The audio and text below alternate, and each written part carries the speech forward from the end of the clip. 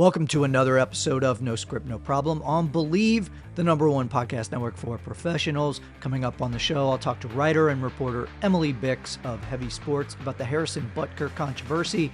The kicker spoke at the Benedictine College commencement and has ruffled quite a few feathers.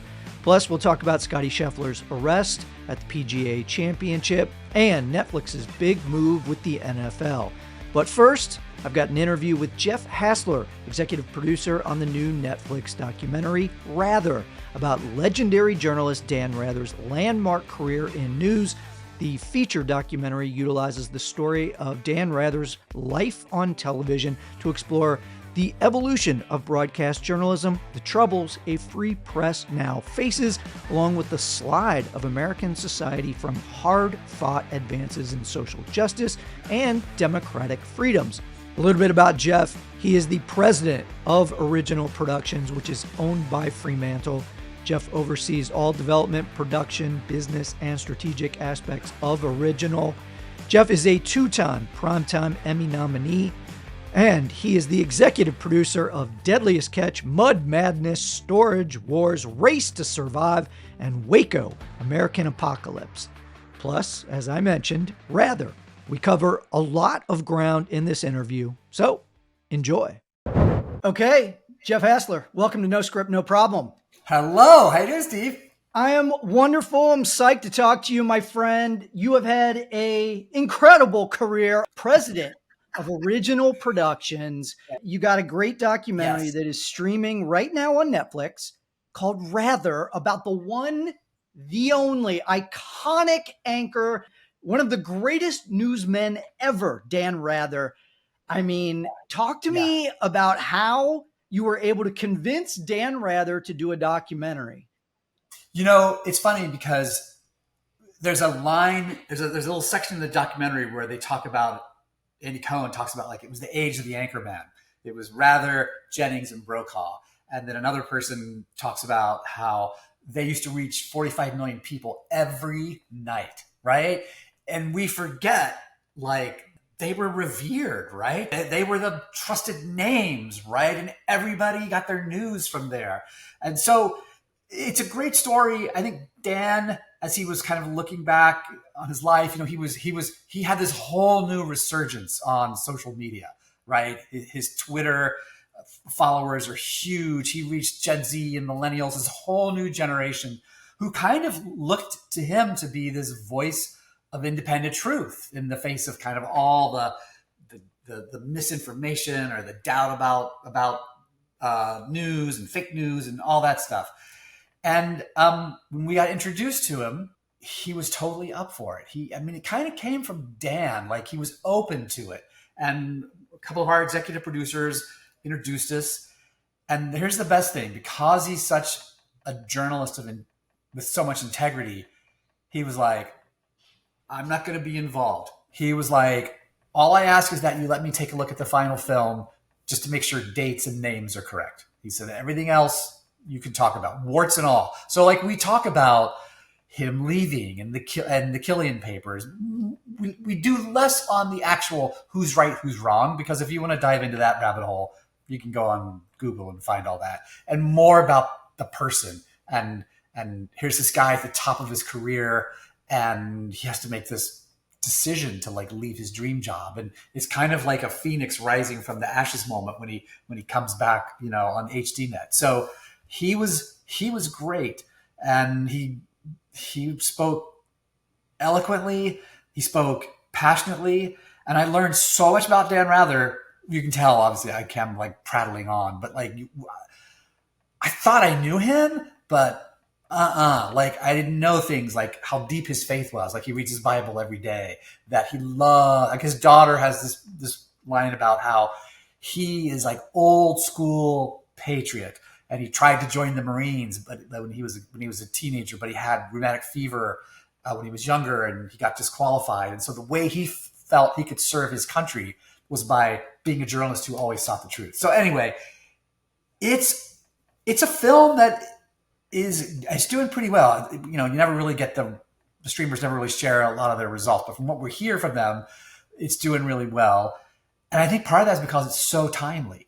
with the election, with, all these themes kind of still being out there, and then a whole new generation of people looking to him to kind of help guide them through this process. So I appreciate your enthusiasm, man. We're super excited about it. Directed by Frank Marshall. I think for a refresher for any of our listeners / viewers, so we're talking about Dan Rather, 6 decades in the news business. Okay. And just, I think for me watching it, you do forget, it's pretty easy in our 24/7 news cycle to, it's easy to forget just how much that Dan Rather covered. Okay. He was literally covering on the ground President Kennedy's assassination.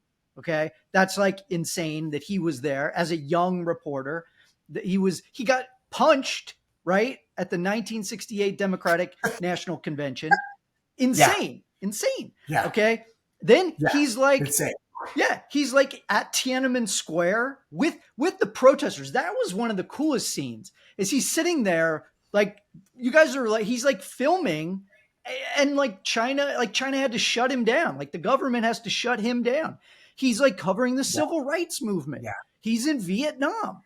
And then you have, like you said, you had these controversies with the Killian documents, with the investigation into George W. Bush, and his controversy, the controversy around him. And that was such a big deal. I loved and this is something I did not know, maybe it was just, I was very young, but his battle with the first President Bush before in 88, I think it was the 88 election, going toe to toe. That was a kind of an eye opener. With all of his accolades, with such a long career, how did you guys go about kind of choosing, finding an arc to the story you wanted to tell in just 90 minutes to 2 hours? That's a great question, and that was really the challenge of the film, and I think Frank was so successful at. This was one of those projects where you're kind of like, wait, can it really be this much good, fun cooperation? From Wavelength, Jennifer Westfall and Joe Plummer, who funded the film and came on very, very early. We decided early on to make this like an indie film, a true indie film. To Ethan Goldman, who's another one of our executive producers who's been on from the beginning, to Frank Marshall coming on. Like, we all really wanted to respect Dan's legacy. Warts and all, right? Warts and all. Because and look, the things that aren't in the film, Martin Luther King, 9/11, Berlin Wall, there's a little clip, his life, his career is basically like the modern era, the post-World War II America. If it happened, he was there, right? For the 20th century, for the back half of the 20th century, he was there. And so the challenge was, how do we pick? What do we pick? And where we ended up was focusing on moments where either his reporting changed journalism, his reporting, like with the feud with George Bush, how that sort of, and Roger Ailes was part of that, right? And so how that kind of changed culture, or moments that kind of changed him personally. And so, for instance, you referenced the Kennedy assassination. That was a moment where culture shifted, and Americans, because he was there, he was based in Texas, he was the Texas bureau chief, he was on the ground every day, every night, coming into people's living rooms. That was a moment when news changed, and more Americans got their news from television than they did on the newspapers, because the newspapers, had to report yesterday's news, and Dan was telling you up to the minute stuff. He was there when Oswald got shot, right? Versus 9/11, very, very, very important event in global history. But Dan's reporting didn't necessarily push journalism forward then, right? He still did his amazing, wonderful job. So that was kind of how we picked and choose those things. Vietnam, he was one of the people who sort of pushed the narrative of everything you're being told about Vietnam is not necessarily what's true. He got there and he discovered that we're not winning this war, and it is mostly being fought by economically disadvantaged kids or kids of color, and he started kind of bringing that truth home. So So as you watch the film, you'll kind of see like these were seminal moments either in culture, in Dan's life, or in the film. There's one of my favorite pieces of archive and it's a little moment. It's in Vietnam, and he's doing his Dan Rather thing. He's like laying on the ground, and like bullets are whizzing over his head. And in the background, there are two medics working on a wounded soldier. And you hear one of the medics say, like, hey, we need some help over here. And there's like this little silent pause because people are busy fighting the war. And then you hear Dan say, I'll help you. And he like crawls out into the middle of the fray and like holds hold on to a bandage that they're bandaging this guy with. And then he helps him make a stretcher. And that's just who he was. There's a great still I love too. One of my favorite stills I love of Dan with a camera person sitting on his shoulders and Dan standing up, getting the person up over the crowd to shoot. And the guy, he whatever it took to get to the truth, to get to a story, he was going to do it. I know you mentioned that 9/11 wasn't like, he didn't have this massive impact on it, but I will give you a personal anecdote about why I feel for me personally, he was important for 9/11. So at the time, we all remember exactly where we were. So I was a young news person.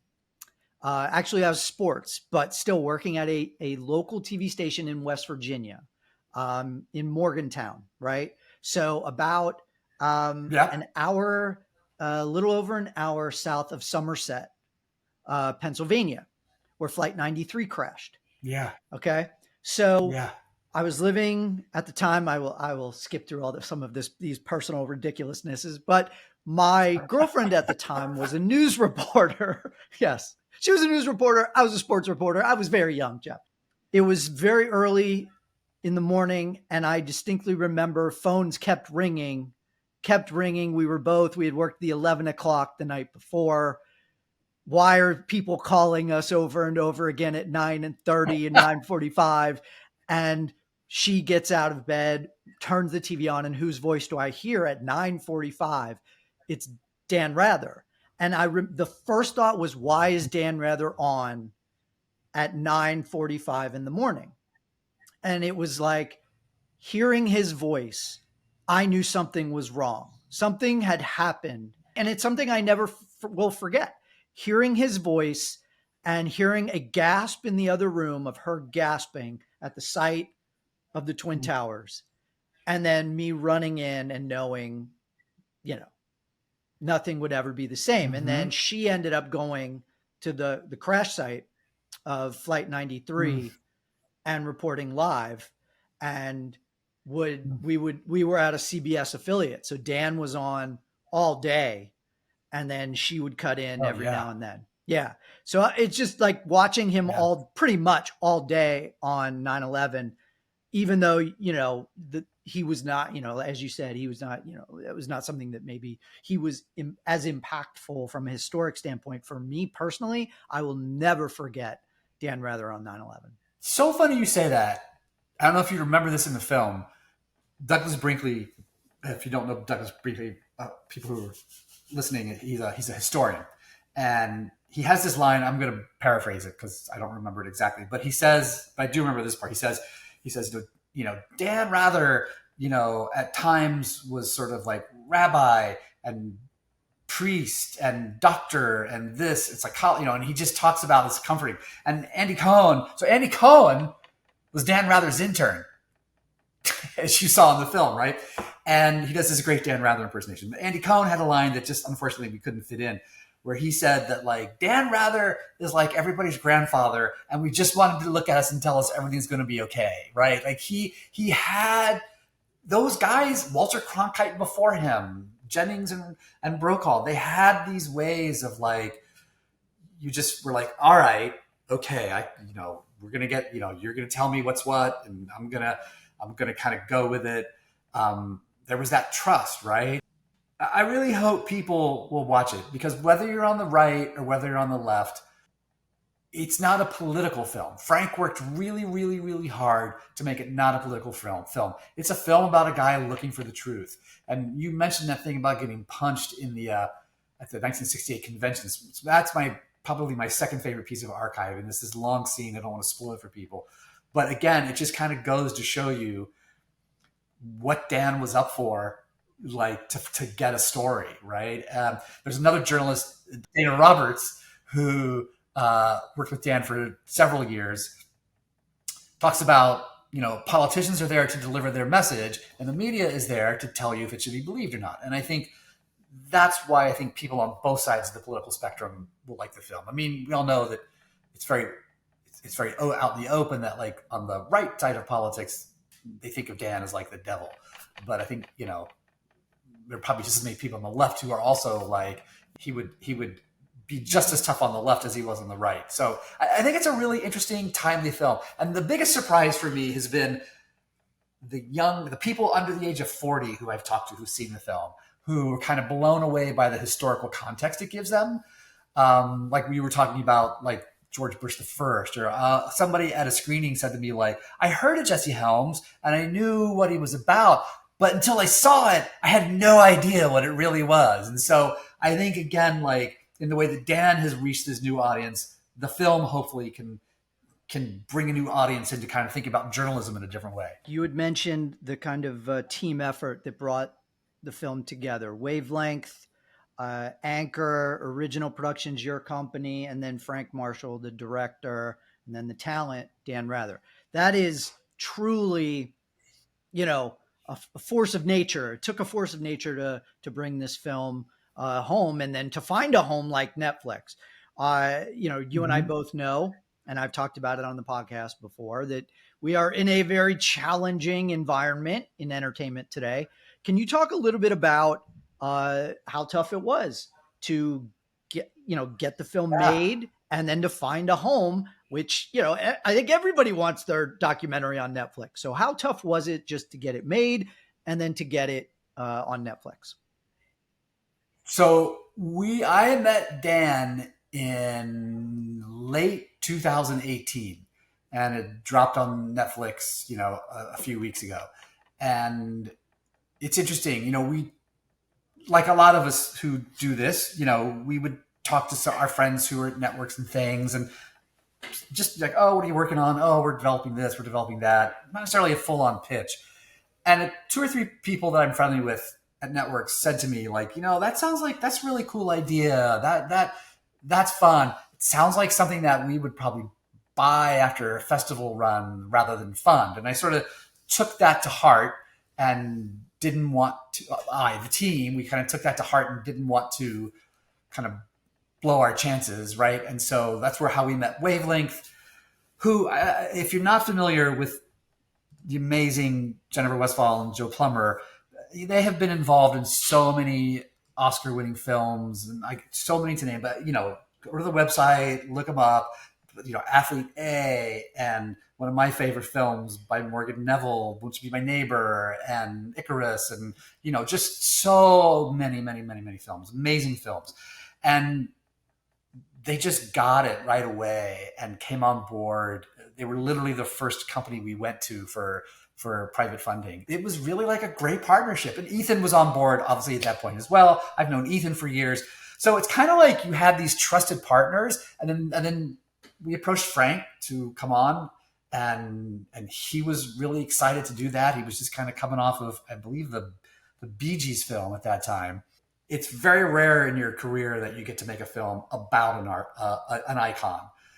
And occasionally you get to make a film with an icon about an icon, right? Because Frank's career is just unbelievable. And I think I couldn't be happier with the way he played with time. It's not a linear story, he kind of goes at things thematically, and it's not a cradle to grave thing. It's not a chronological event thing. He just takes you through Dan's life with these themes, and there's a humanity to Dan that I think, goes behind the mask. So it just was this passionate group of people who for 4 years fought through a pandemic. There are certain interviews you'll see in the film that you can kind of tell where, like, we had sent does everybody remember that when you send the box out to people and stuff like that, but we made it through a pandemic, out of a pandemic.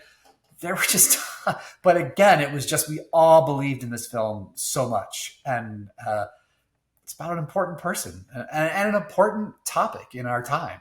I made a film when I was at Nat Geo with Brett Morgan about Jane Goodall. I didn't make it; Brett made it. I got to executive produce it, and that's another one where, and I'm very indebted to Tim Pastor and Courtney Monroe, who were at Nat Geo at that time. It's another one like this where you get to make a movie about Jane Goodall with Brett Morgan directing. Right. Come on, like how often does that stuff get to happen to you?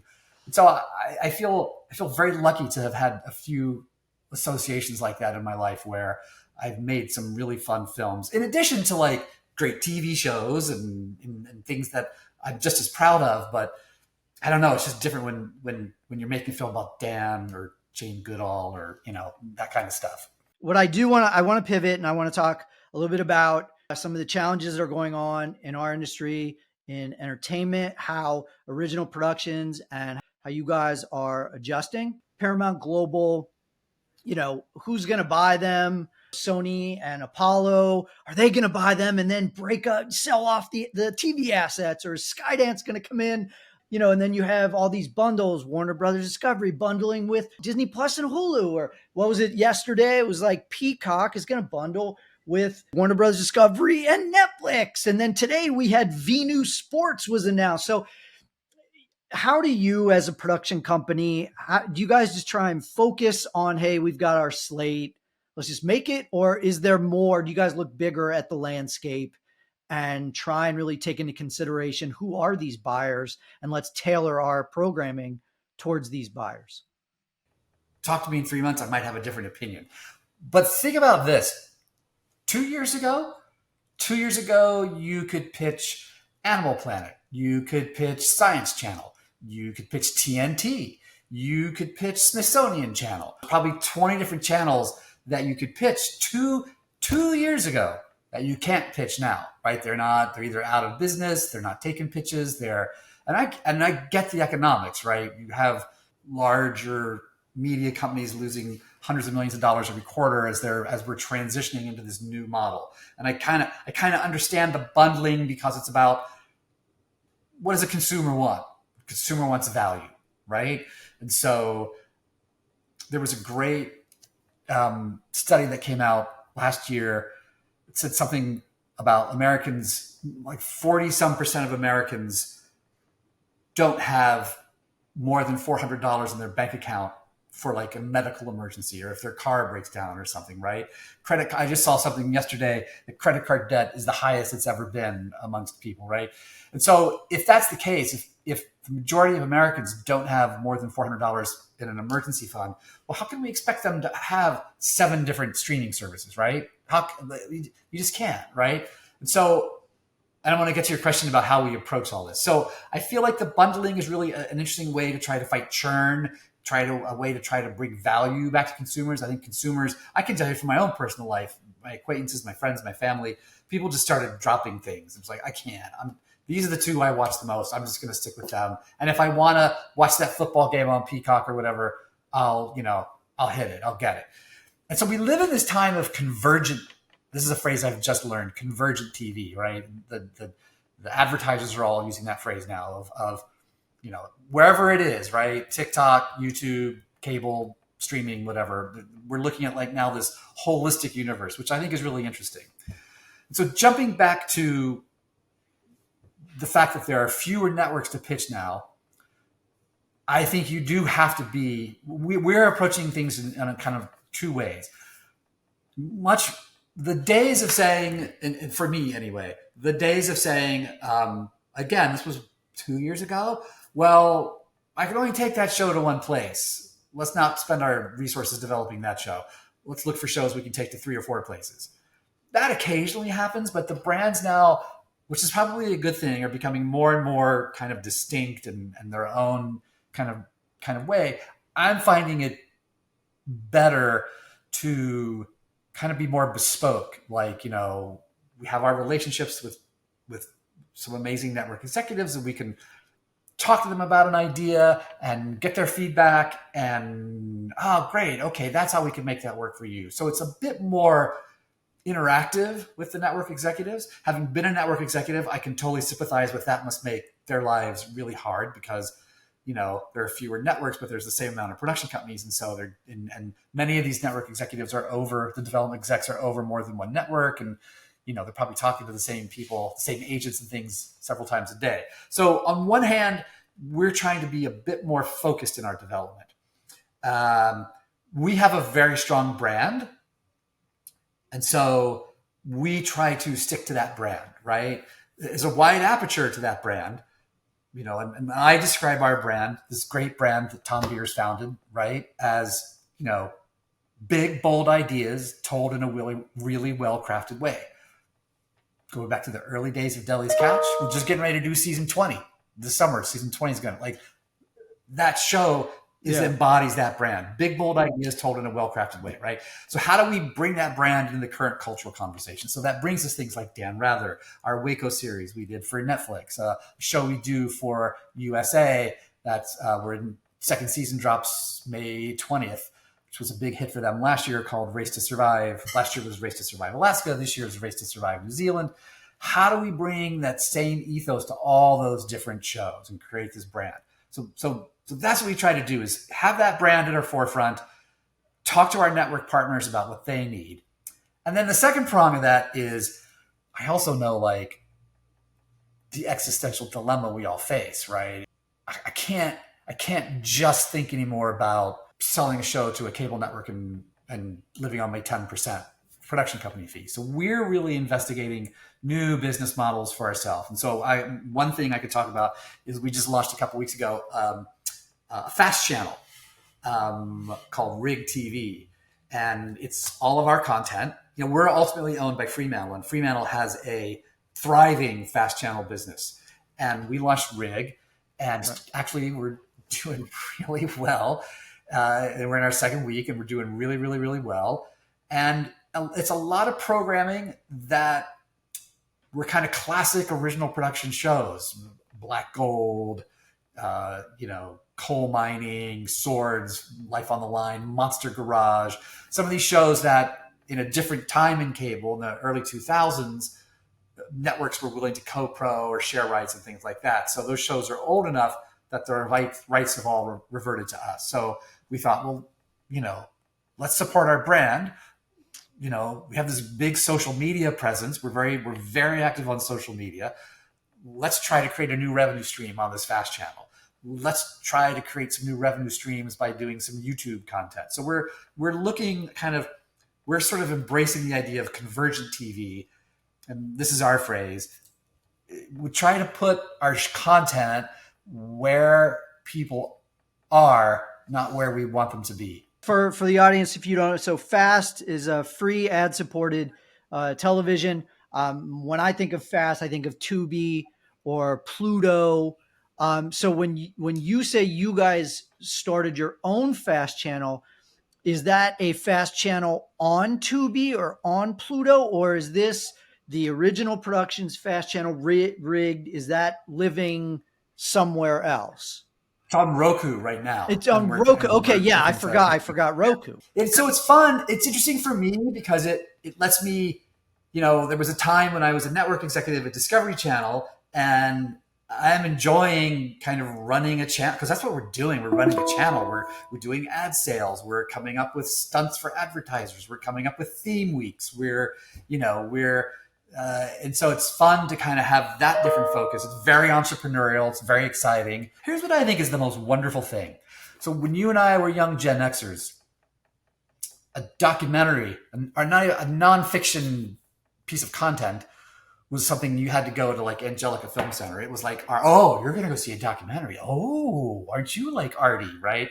For my son, who's in his 20s, it's just as valid of a choice as watching a YouTube video of somebody, a Twitch video, or watching an Academy Award winning film, right? It's a valid entertainment choice as opposed to a niche piece of content. And I think that's wonderful. And so the more we as the companies that make this shows, the more we can diversify how we do business, where we put our shows, and who we're speaking to, the better it is for all of us in the industry, because we're reaching Gen Alpha with our content. We're actually finding on our socials and on our fast that we're really actually reaching like younger people than we ever thought we'd reach. We thought we'd tap more into the nostalgia, but like on our socials, when we would show clips from these old shows,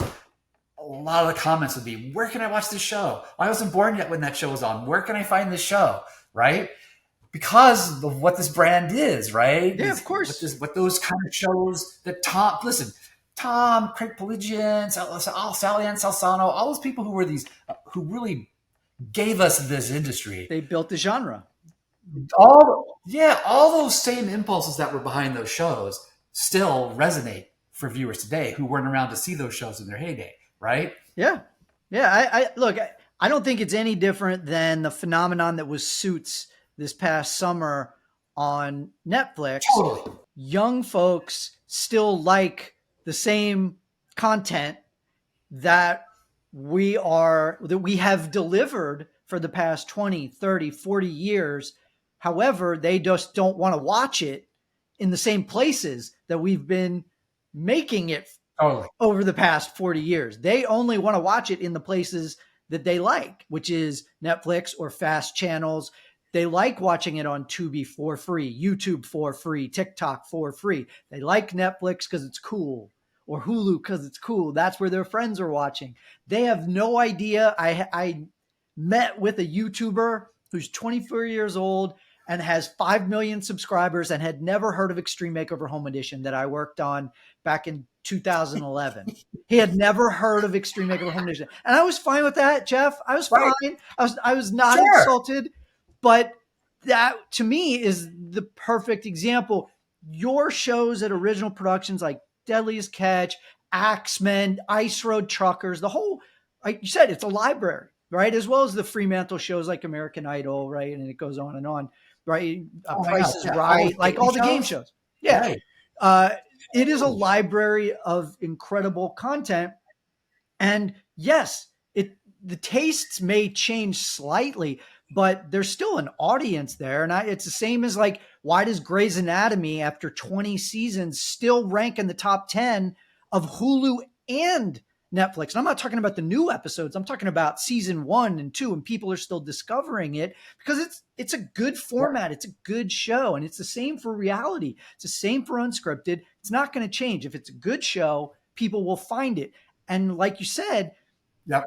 If you're Gen Alpha or you're Gen Z and you're just looking for something good, there's no reason that you can't find a show that may have, Monster Garage that aired in the early 2000s. It's still good. Those libraries, Suits, what do you think about like Suits, Seinfeld, Friends?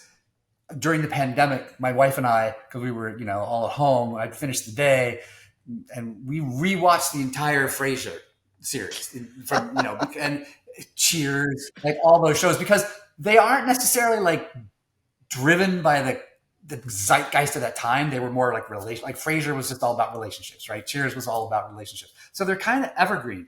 And I feel like, to your point, the shows Deadliest Catch, like for 20 years, it's like man versus nature, right? Axemen, which A&E owns and they have on fast channels. But again, there are these sort of monolithic characters in these monolithic worlds. They kind of are these themes. It's the same thing with Fremantle and some of the game shows and the libraries and things, right? They brought back Password recently, right?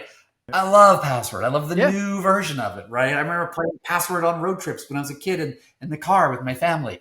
I think there are those kind of things that have a cross-generational appeal that we shouldn't resent them for taking up space in viewers' minds, because they're still consuming the hard work that everybody put into those shows. They're still consuming those shows because they're ultimately entertaining. We're trying to find new territory, new places, new ways of telling stories, new kinds of stories to tell, because that's the only way to break out and kind of continue to keep your company afloat, I think. Whatever happens with Paramount, right? Because that was an empire. MTV, Spike, right? Comedy Central. You just kind of start going, right? Think about all those shows, right? Chappelle, Mind of Mencia, all those great shows that Lou Wallach did when he was, right? It was an empire. And I think it will come back. It will be, right? It's just kind of going through the throes of whatever it's, what is that expression? When the elephants wrestle, the grass gets trampled, right? They're just kind of, they're going through the throes of like a deal that doesn't really concern us. But eventually, wherever that all nets out, what are they going to need? They're going to need shows, right? They will. For whatever networks are left, they're going to need shows. Yeah. It's really interesting you bring up those comedy shows because, like, there was a time, and I thought about this past week, or maybe it was last weekend, whenever the Tom Brady roast was on Netflix. I don't know if you saw it. Yeah, I mean, it was great. Amazing. Yeah, it was phenomenal. But I was thinking about when Comedy Central kind of ruled comedy. Chappelle, you mentioned, Key and Peele, when The Daily Show in its heyday with Jon Stewart, and he's back now, but that's really all. Yeah, I mean, that's really all that Comedy Central is now, is Jon Stewart kind of came back to save it. But other than that, I don't know even if they have any other original programming. But I was thinking, like, I loved those roasts on Comedy Central. And seeing Tom Brady get roasted live with, like, probably some of the most shocking and profane and just like jokes that I had to look around and go, is that okay? Like, and then going, yeah, I guess it's okay. Right. Like, it was just one of those things that I kind of said to myself, and I called a couple of my friends. I was like, yeah, they just basically ripped comedy away from they took over comedy in my mind. Like, and you could argue, well, they already had it with all the comedy specials and everything. But to me, that was kind of the last bastion that Comedy Central had was, well, they did the roasts. And now it was like Jeff Ross and Kevin Hart hosting. There. Yeah. It was gone. Yeah. It was gone. It was like, forget you guys, forget HBO, forget Comedy Central. That's the old days. Netflix now. We're the kings of comedy. And it just kind of made me sad. Like, I was happy that I got to watch it, but I kind of was like, man, like, everybody kind of gave up. Like, it feels like, to a certain extent, some of those channels that you and I grew up watching have given up, and that's what's sad. I'm going to choose to remain optimistic and say, I hope this is a period that they're going through, because it's interesting. We did a show, speak about working with like people you admire. We did a show for Amazon a couple years ago that Reggie Hudlin directed called Fat Tuesdays, the Era of Hip Hop Comedy. And for people who don't know, there was this amazing gentleman named Guy Torrey who started a night in the 90s at the Comedy Store for Black comedians called Fat Tuesdays, fat with a PH. And I mean, it launched so many careers, like so many careers of so many amazing people. And we called it Fat Tuesdays, called the Era of Hip Hop Comedy. And it was so interesting to make that film, to just get the chance to, he's amazing. And Reggie lived that, right? House Party was of that generation, like so fantastic to get a chance.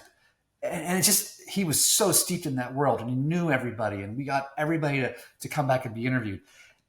And so like, that was that time leading up to sort of the Comedy Central things and all that stuff. But what I learned in that was, then you have all these new people like DC Young Fly, right? Who became stars on this, right? They became stars on YouTube and Instagram. And so it changed, like it started off in the clubs, Fat Tuesdays at the Comedy Store becomes the night in Hollywood, and the biggest stars are coming. And then they get a TV show. And so now you're like, okay, the route for young comics now is Instagram, YouTube, still the comedy clubs, right?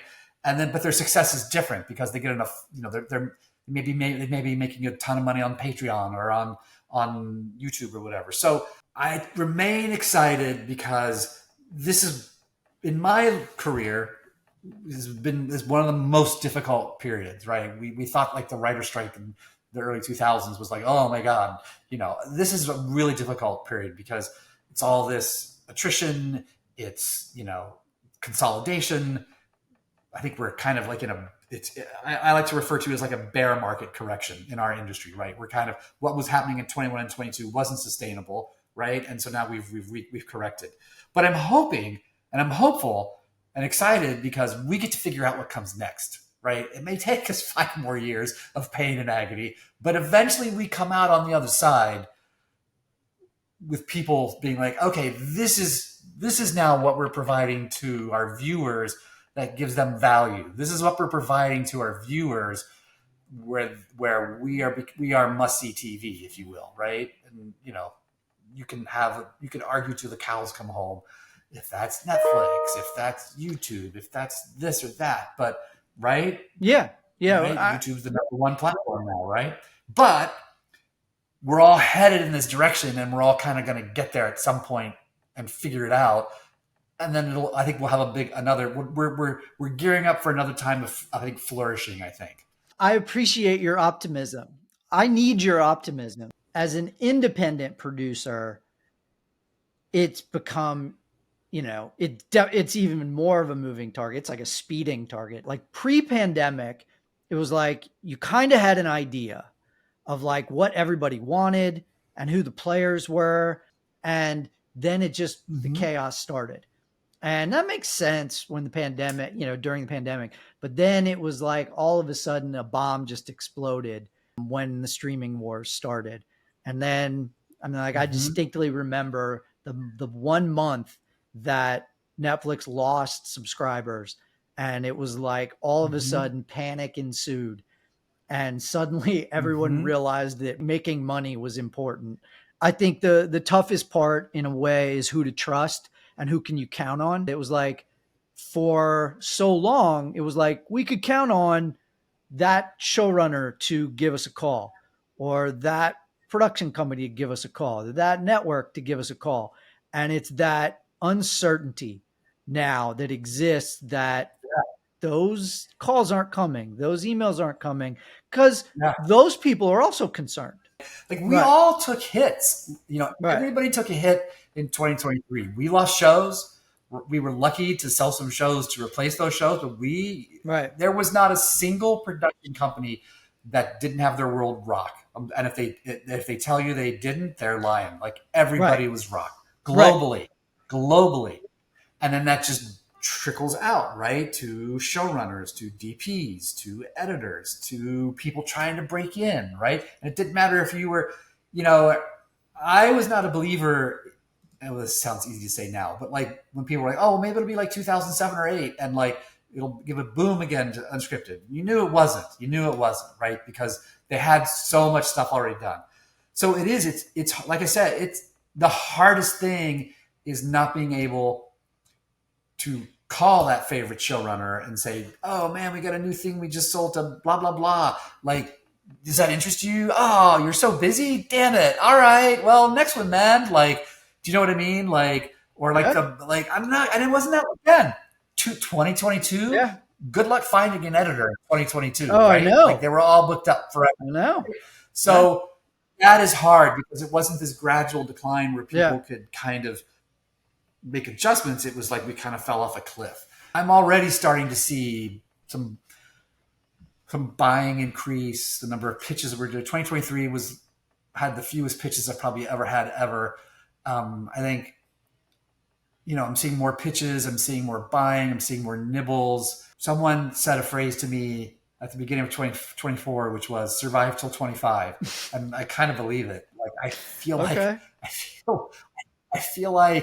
I am starting to see the little green shoots of like, possibilities start to like creep up from underneath the cold. Ooh, look at me extend this metaphor. The cold, wintry frost of 2023. Like I do feel like, I know, right? That was good. I do feel like it has to. At the end of the day, people want content. And to your point earlier, I do think if I were independent, I would be looking for ways to exploit TikTok, YouTube, Patreon. I would just take the bull by the horns, and you can cut a film on your computer now. You know what I mean? You have democratized the tools, and I always like to say it's not so much the tool as it is the carpenter. If you're a really talented person, you can make a really compelling film with your phone and a computer, right? It might only be 10 minutes, but like you can make some really, really compelling stuff. I love it. Look, everybody needs to watch Rather. I'm biased because I started in news. So for me, it was like a great kind of look back at some of the great, historical moments where, Dan Rather as a newsman really kind of brought things to life. Everybody needs to watch it. Jeff, thank you for doing No Script, No Problem. My pleasure. Thanks for inviting me. Thanks again to Jeff Hassler. Next up, we're talking sports with journalist Emily Bix. She covers the Kansas City Chiefs, Seattle Seahawks, and Buffalo Bills for Heavy Sports.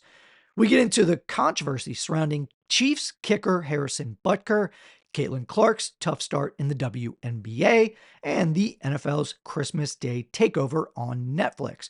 A reminder, we did this interview on Friday, May 17th, so obviously there's been a lot going on in sports since then. Caitlin Clark played her third game in the NBA and had 22 points, much better than her first two games, which had occurred when we spoke on Friday.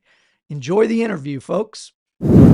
Welcome back to No Script, No Problem. Emily Bix. Hi. I have a question for you. Have you ever been arrested and then gone and hit a 5 under 66 on the golf course?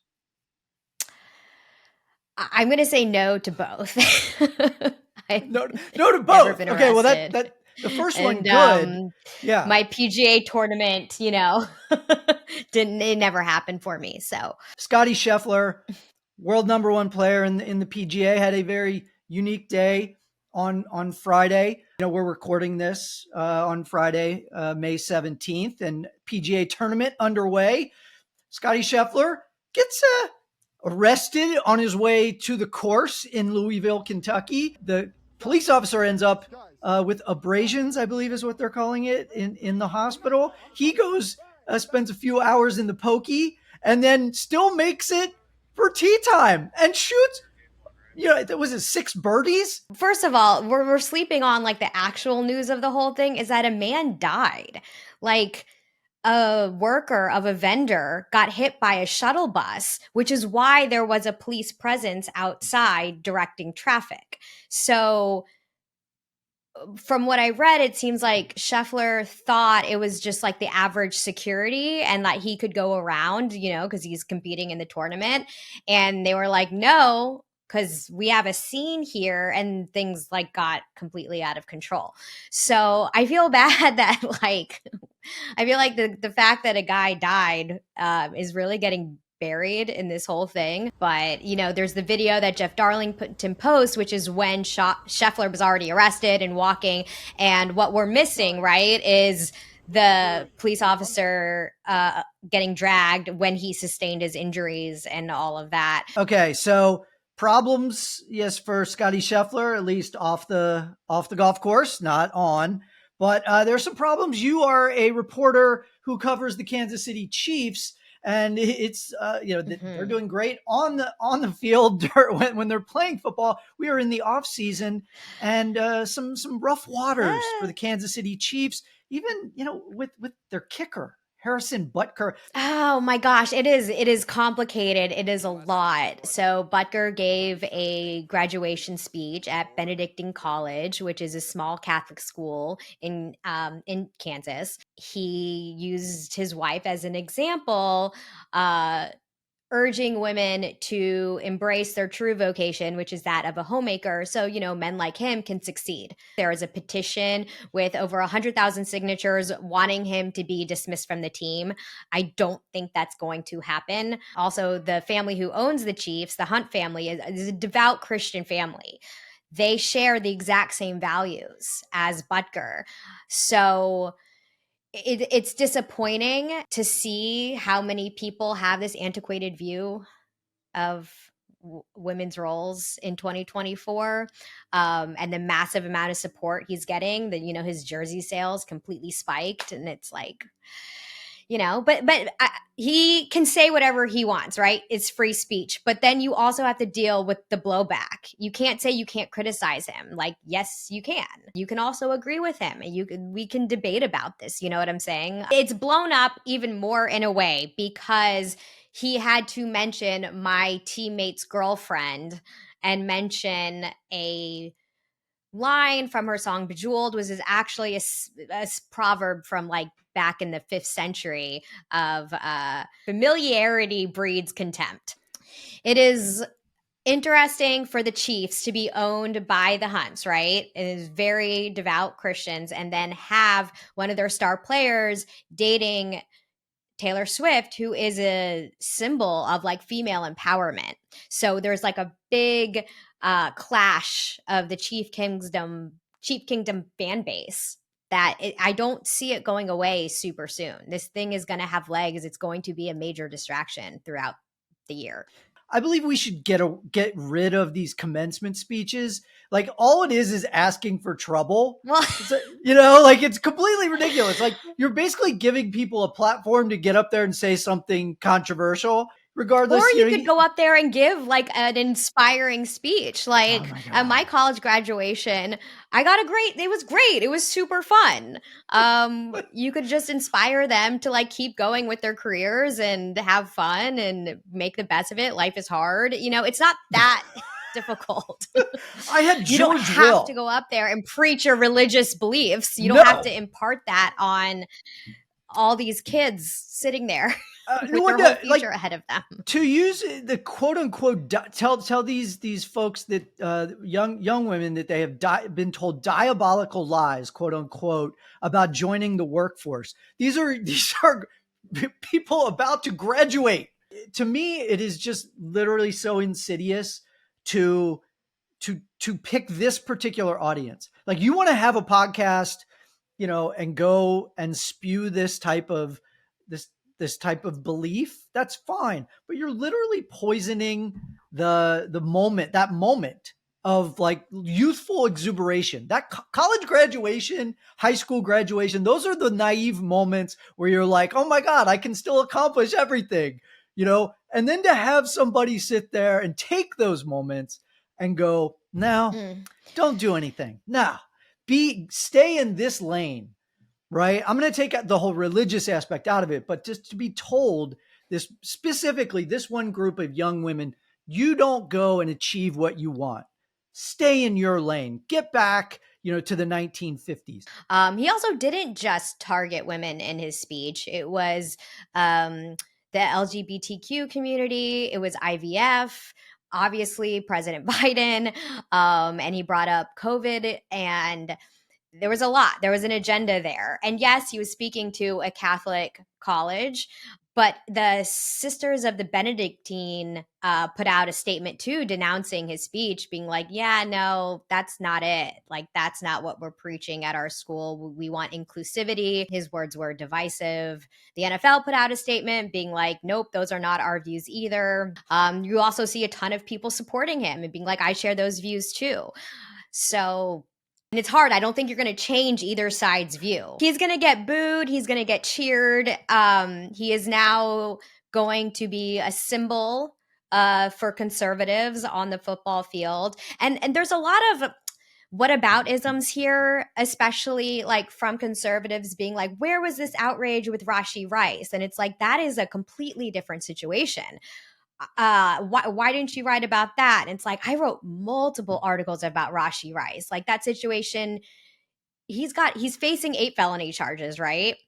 It's still going through the process. The thing is that it's not a question of if he's going to get suspended, it's when and how many games. So he is going to get punished for the mistakes he made. The other thing people are comparing it to is Colin Kaepernick, which is where you had this same conservative people being like, shut up, this is offensive, you shouldn't be playing, get off the field.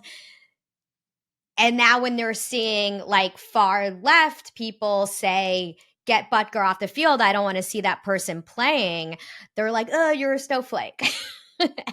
And it's like, well, Kaepernick was also speaking up for a marginalized community, right? Butker is telling this marginalized community, like, Pride Month is evil and it just women, get your ass back in the kitchen. So now they have two huge distractions. They have Rice's pending suspension, and then they have Butker, who is now this incredibly controversial figure. It will be interesting the first time he runs out onto the field. That is for sure. You mentioned the Chiefs' schedule, and as it turns out, this past week, the NFL and Netflix are teaming up. Netflix will get 2 NFL games on Christmas Day. Netflix notoriously has said in the past they do not want to do live sports, and sure enough, they are. So 2 games on Christmas Day, and one of them is the Chiefs and the Steelers. The other game will be the Ravens and the Texans. And if you check your calendar, folks, this year, that is on a Wednesday, Christmas Day on a Wednesday. Emily, Are you excited for the Chiefs and the Steelers right in the middle of the week, just like the players love it? Wednesday, December 25th. Oh my gosh. I think any other person that has to work during this game, players, staff, anyone, their fingers were crossed. Like, please don't be me on Christmas. Please don't be me. That the viewership last year Christmas game, right, was like through the roof. Even though the NFL said with Christmas being on a Wednesday, like, we're not going to mess with that. Why? Because how are you going to fix the schedule? It's late in the season. The team's playing on Christmas on a Wednesday. Their previous week's game will be on a Saturday. So to have that kind of back-to-back games that late in the season is going to be so difficult on these players and their bodies. So I don't get to spend the holiday with my family aside, speaking from the player's point of view, right? That's grueling. That is a grueling thing to do in late December, already with the longer NFL season. So it's tough. I can't imagine a ton of people are thrilled about it. They have got to be thrilled that they are the first major sports league to be getting a live game on Netflix. Like, this is a huge deal. The biggest streaming platform in the world right now is broadcasting an NFL game. This is a huge deal. And to do it on Christmas for Roger Goodell, for the NFL, they are high-fiving, and we both know. Does Netflix have any other live games? No. Are they doing other? No, they've done live events. They did a golf event, remember, just like a little, kind of like a little fun event. And they did a tennis event, just like a one-day thing, not like a real tournament or anything like that, nothing official. And they're doing that fight with one of the Paul brothers and Mike Tyson, but nothing official, nothing that's like a regular season or a playoff game. This is it. This will be the first time. On top of the 2 Christmas games and the Black Friday game and the Thanksgiving games, there's also more international games than ever this season. So adding on top of that travel, it's grueling. Staying healthy is going to be hard. I'm a little worried that for Netflix's first big NFL game, it's a major Christmas game, because remember when Amazon Prime's first Thursday night football game, like production wise, like camera wise, we were missing so many plays. The camera was like in the wrong spot. Like, it's hard to know how to film and like it's such an insane production to do. So for that to be the first game is wild. Okay, and let's shift gears. Yeah. Talk a little hoops. All right. WNBA season. All right. Yeah, WNBA season underway. The long-awaited debut in the WNBA of the one and only Caitlin Clark, and the Indiana Fever. We're 0-2 after the first 2 games. So like I said, it is May 17th. Okay, so we're 2 games in. And, record-setting attendance for the first game in Indiana. Great ratings for the first game. Her debut on TV. But the scoreboard is not on fire. I didn't expect her to come out the gate scoring, doing triple doubles. I just didn't. I think it's wild that you get drafted and then you are with your new team playing in games a month later. Like that doesn't happen in the NBA, the NFL. You have time to like gel with your team and figure it out. What I think is incredible is that, part of the phenomenon that is Caitlin Clark is that people are tuning in. Like they had more viewers watching this WNBA game than the NHL playoff game happening at the same time. There was more viewers on ESPN2 than ESPN. And that is her, and that is her star power. And I tuned in for game 2. It didn't stop me. I was like, let's go. It's like now we're like rooting for her to like find her stride, right? Because we know the talent is there. Also, when you're the number 1 overall pick, you're not going to the best team. Like, it's not like this is totally normal. I know you can speak on NBA. You have the stats for that, but like, I'm thinking back to like Peyton Manning's rookie season, right? 25 interceptions. He went 3-13. Like, you could tell the talent was there. You could tell this guy was like gonna be special, but man, that did not go well. I'm not worried about her at all. I'm excited to like see her grow and improve and watch it go. And I think her fans, because there's a lot of them, are going to see it too. We both talked about this before we came on. Diana Taurasi, the legend, WNBA, still in the game, had said prior to the season starting, quote, "It's going to take time meaning for Caitlin Clark. She will need time to adjust to the physicality and pace." And that is evident. Like, and a lot of people were up in arms that Diana Taurasi, was saying something controversial, but it's obvious she was right. Like, dude, you're now stepping up to the next level, the elite, the most elite players in the world. And so it's okay. Like, I don't know. No one should panic. She's like you said, she's going to be fine. This is an adjustment period.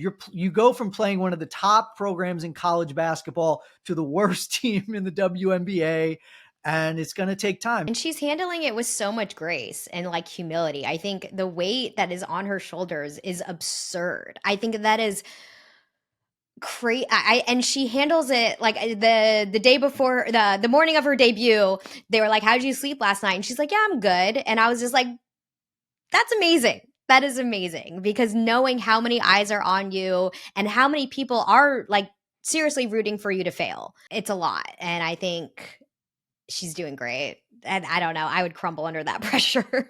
I just hope that people don't like have this reaction if she has a rough go of it early on in the season, and that people kind of, and that this level of interest that dissipates. I hope that doesn't happen, because right now you do have this interest and you got eyeballs, and I hope that doesn't go away just because if she starts to struggle. Because if you watched any of the highlights, or if you watch the game against the Liberty, Brianna Stewart is freaking phenomenal. And, A'ja Wilson, like, there's so much talent in the league.